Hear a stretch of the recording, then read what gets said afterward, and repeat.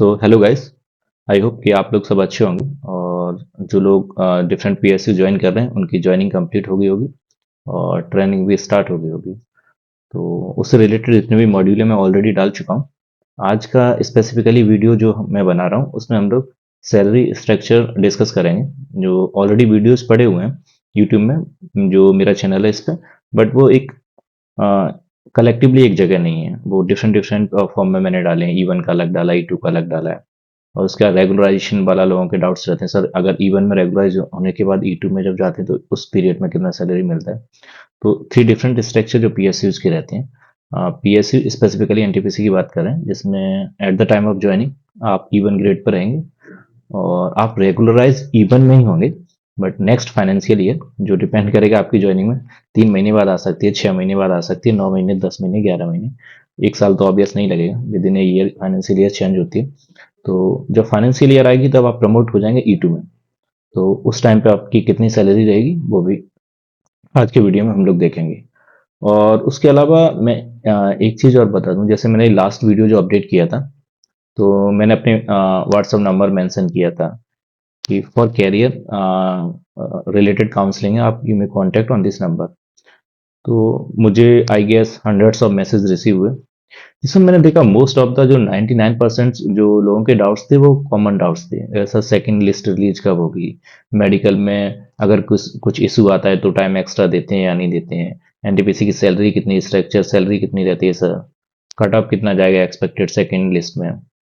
तो जो भी आपके कॉमन डाउट्स हैं मैंने स्पेसिफिकली नंबर जो मुझे लिखना है या व्हाट्सअप करना है या मेल करना है, the thing that you can not share publicly, like career related counselling है, आपको टेम्परेरी अनफिट करा एनटीपीसी ने, you do not want share the things on public platform, तो you can directly message me और you can write me in the email ID. Okay.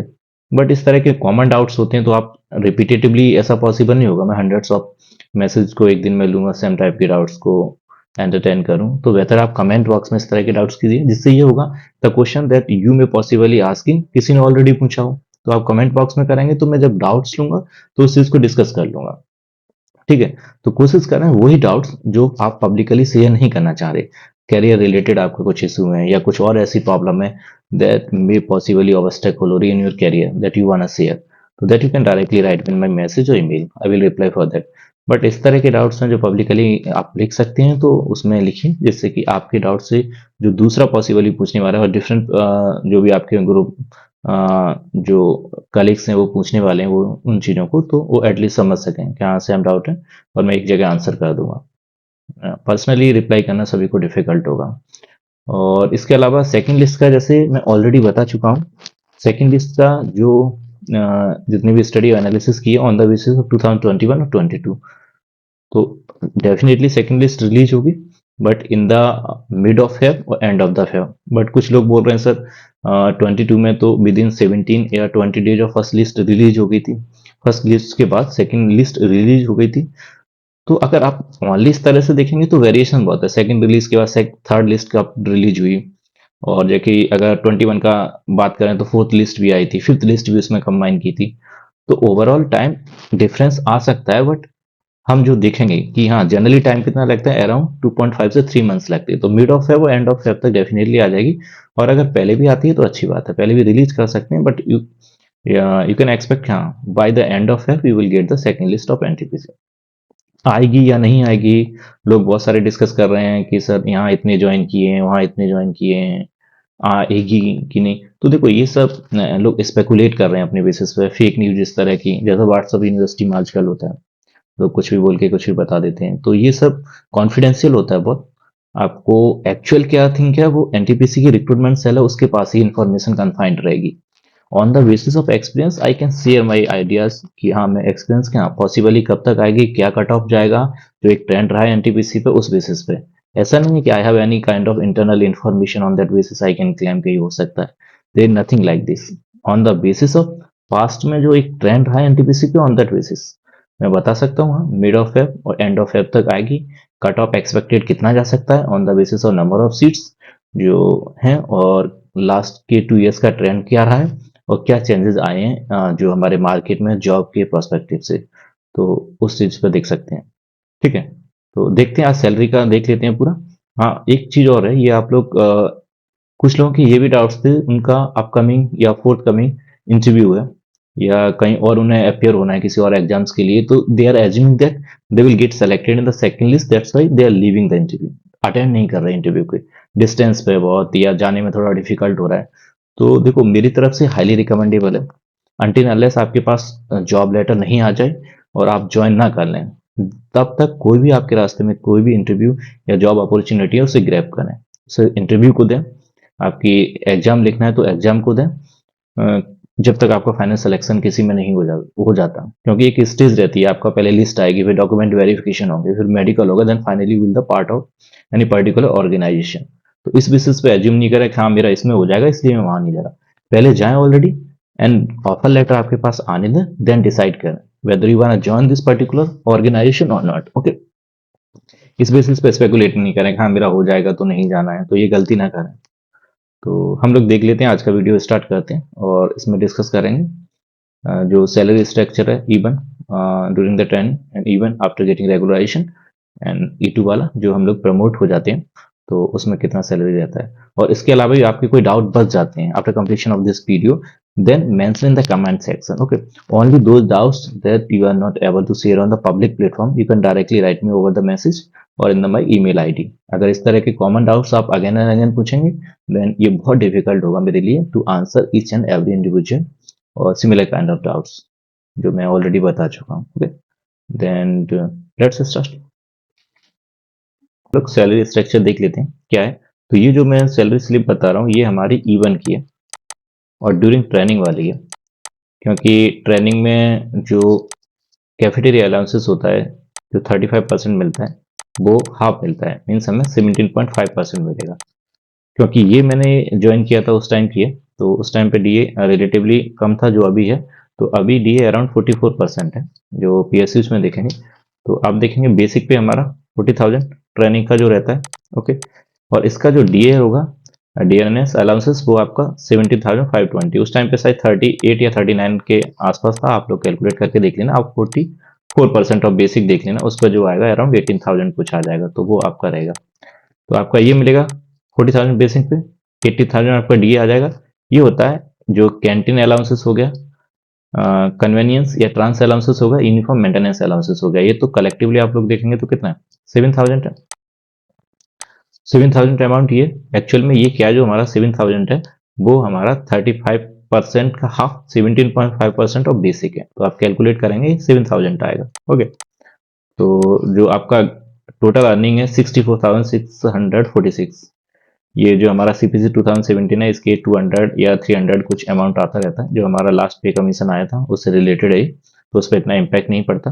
तो overall आपकी जो total earning होगी इन इवेंट ट्रेनिंग, इसमें थोड़ा सा अमाउंट इंक्रीज हो जाएगा, ये करीब 65 है, तो अप्रॉक्स मान लो वो 18,000 ये डीए बढ़ा के देखेंगे, या आप जब ज्वाइन करेंगे प्रॉबेबली थोड़ा बहुत और इंक्रीज हो जाए, तो ये आपके करीब 66 के आसपास बचेगा।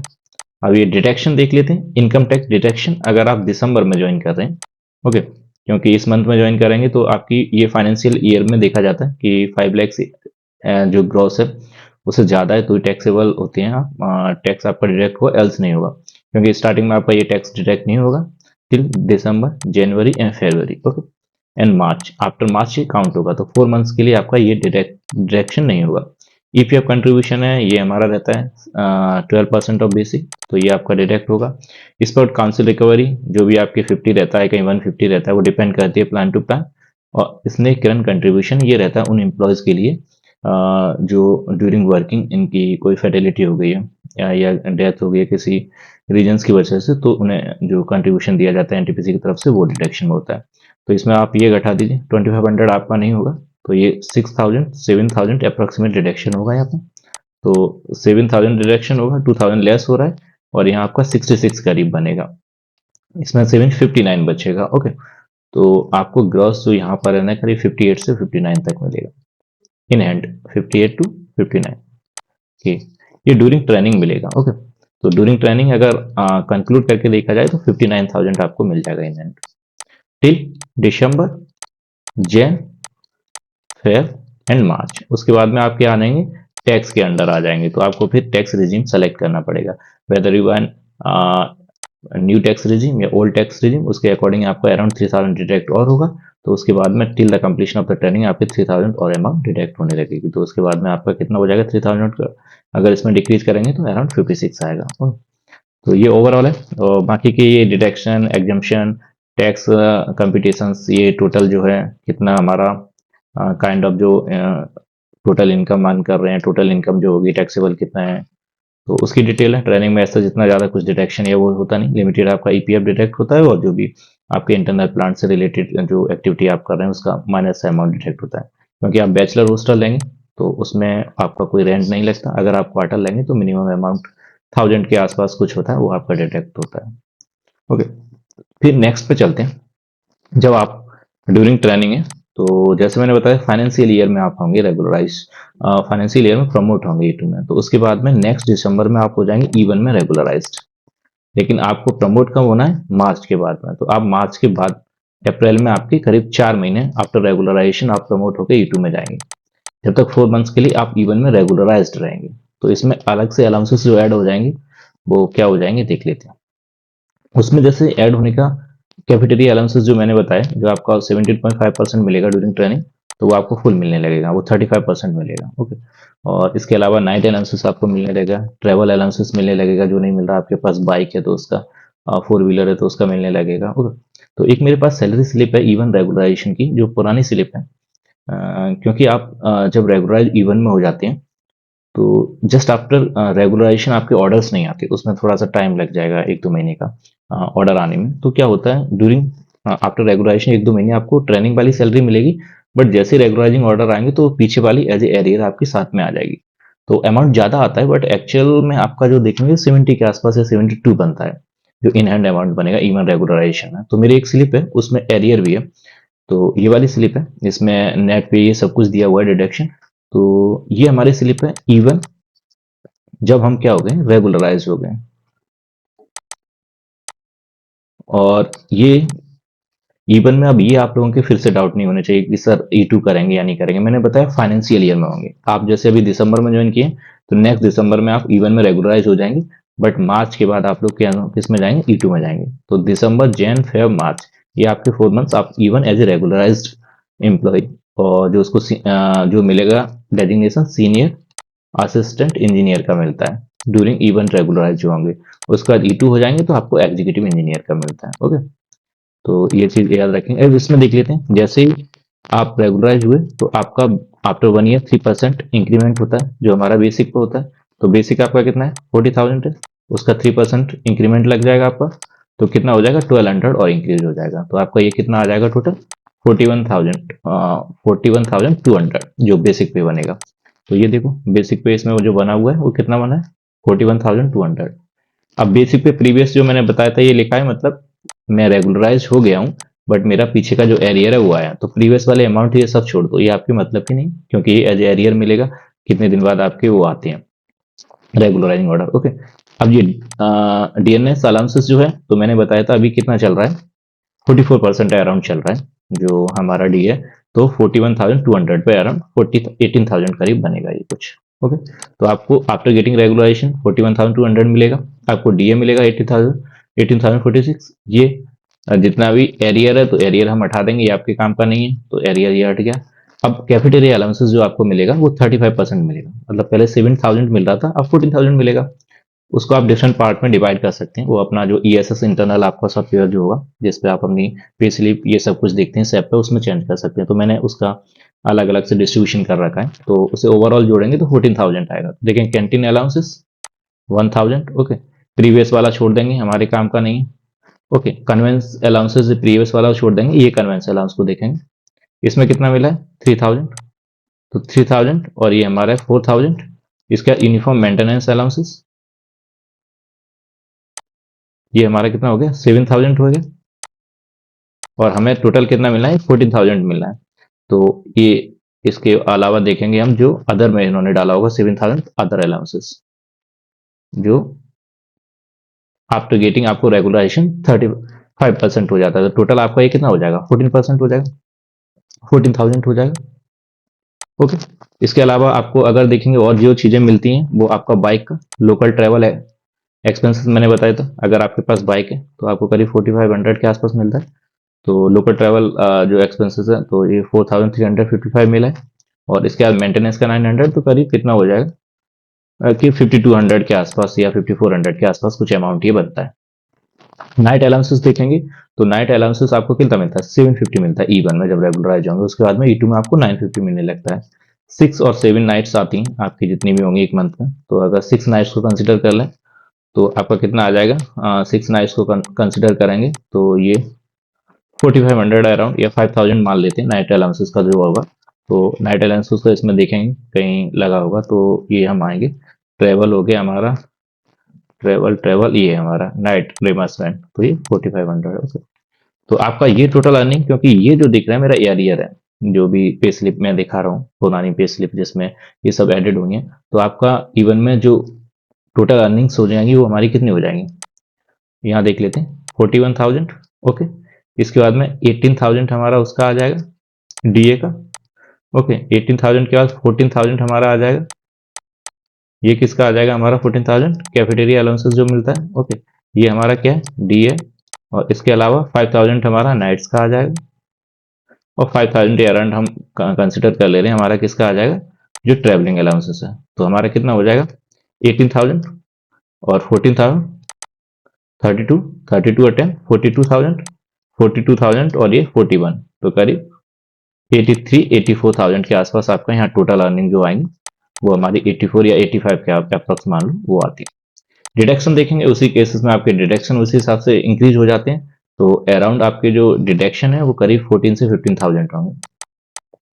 तो आपका जो नेट पे बनेगा इवन रेगुलराइजेशन में वो क्या बनेगा, 70 से 72,000 बनेगा जो आपका नेट पे आप विड्रॉ करेंगे।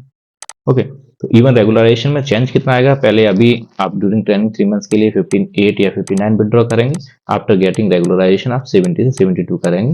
एंड बाई कंसिडरिंग दैट कि आपका जो कंट्रीब्यूशन पीएफ में जा रहा है वो भी इंक्रीज हो जाएगा। ऐसा नहीं है कि हाँ आपका कंट्रीब्यूशन पीएफ में नहीं जा रहा है, तो अमाउंट ऑफ पेंशन के लिए जो कलेक्ट हो रही है वो भी हमारी बढ़ जाएगी। ओके। तो ये आपको समझ में आ गया इवन ड्यूरिंग ट्रेनिंग और इवन ड्यूरिंग रेगुलराइजेशन। अब देख लेते हैं ई2 में चेंज क्या आएंगे।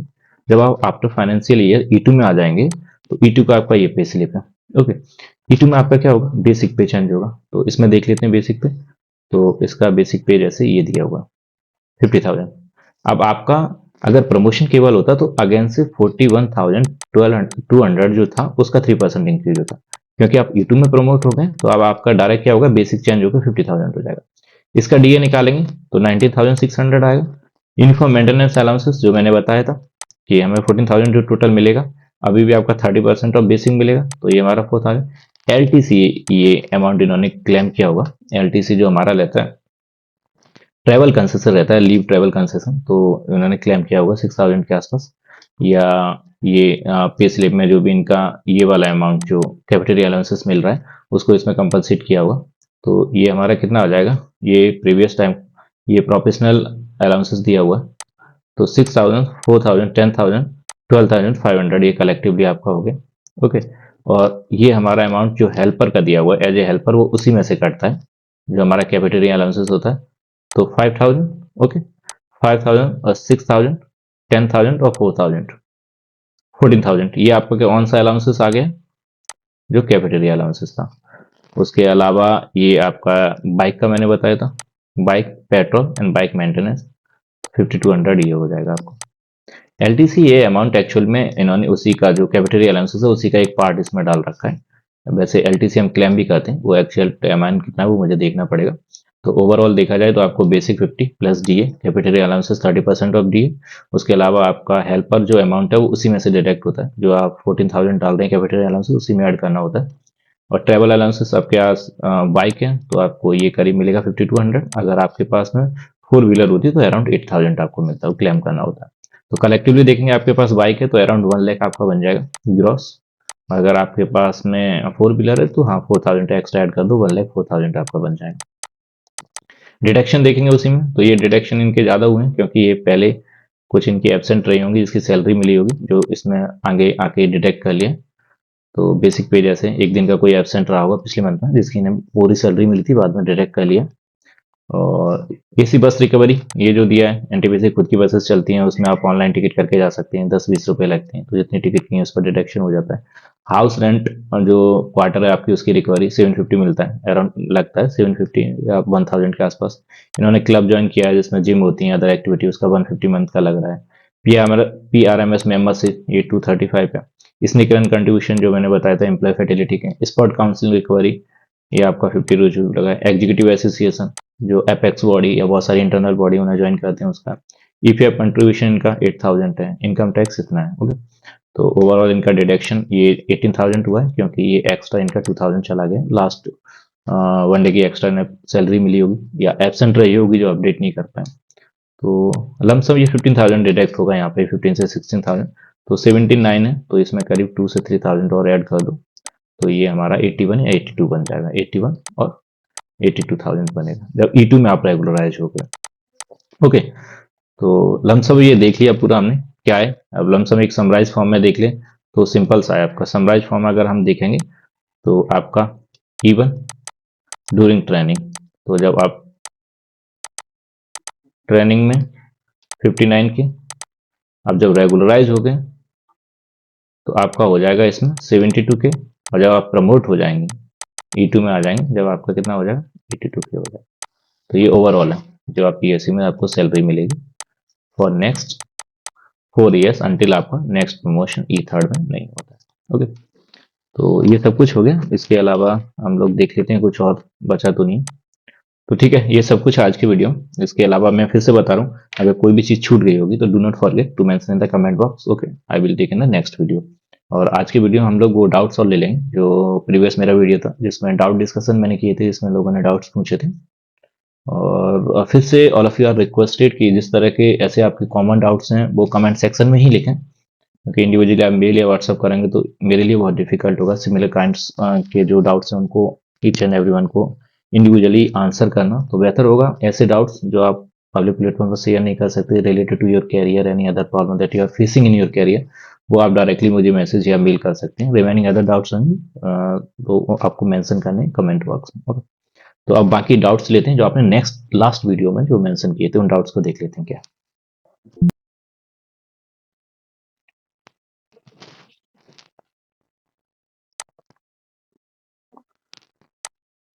ओके, तो स्टार्ट करते हैं। ये जो चैनल है पॉलीमेथिसियन, ओके, अराउंड 1.3 के सब्सक्राइबर हो चुके हैं इसमें।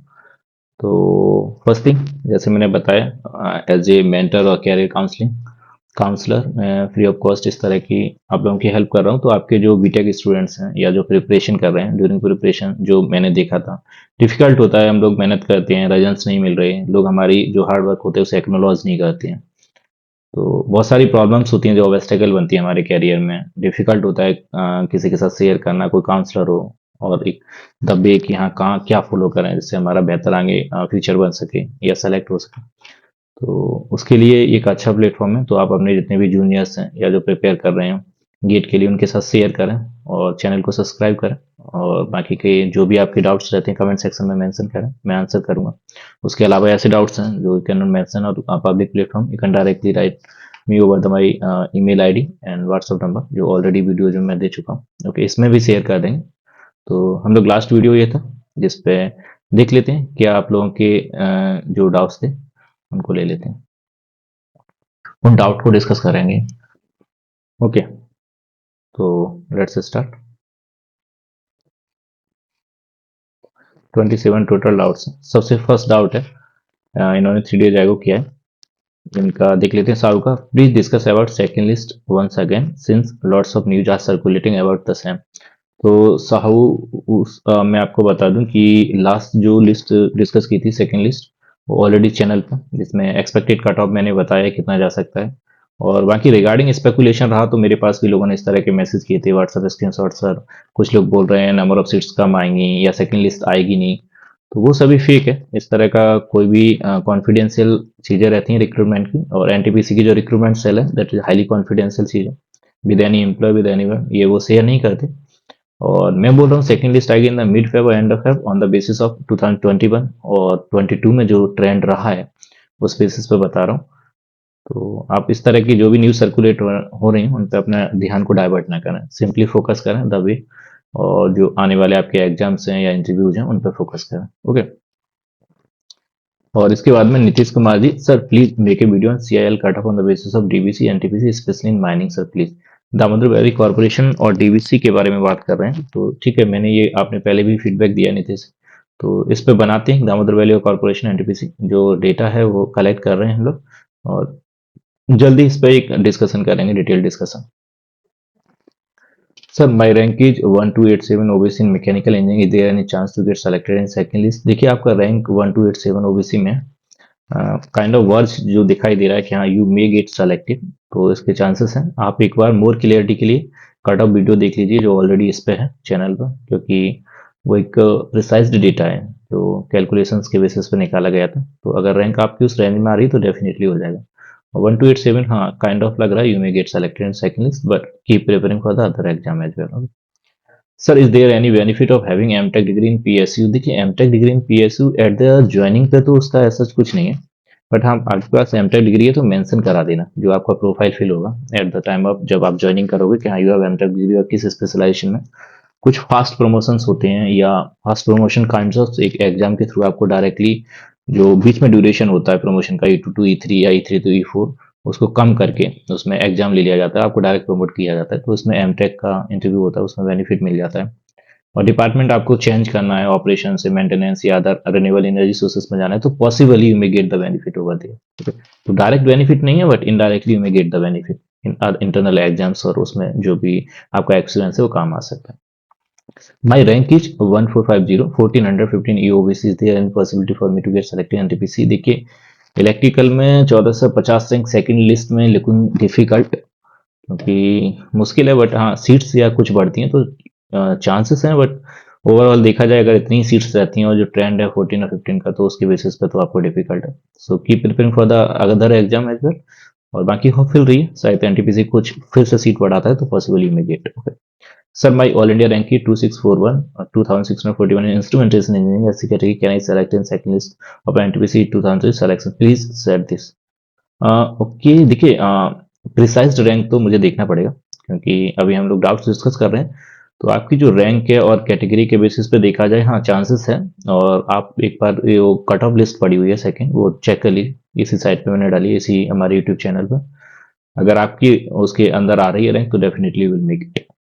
But the safe I site please reply. Safe I site इसका जो दिया हुआ है, आई थिंक एक जो डॉक्यूमेंट दिया हुआ है सर्कुलर पर, मुझे एग्जैक्ट याद नहीं आ रहा, वो 6 है जो मैक्सिमम आई साइड लेता है NTPC, पॉसिबली अलाउ करता है इतना आपको डेविएशन।